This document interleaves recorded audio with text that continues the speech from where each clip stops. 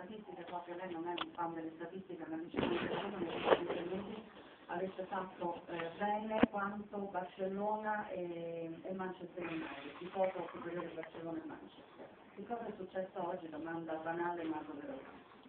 È successo che non si possono mantenere questi ritmi e questi livelli qui fatti nell'ultima parte del campionato e di conseguenza c'è stata una sconfitta dove la Roma è stata più brava di noi, ha messo più corsa, ha messo più intensità e di conseguenza poi ha avuto dei vantaggi in un campo difficilissimo dove non ci siamo abbastanza. Il campo è veramente imbarazzante, notoriamente i campi così non servono a fare più forti.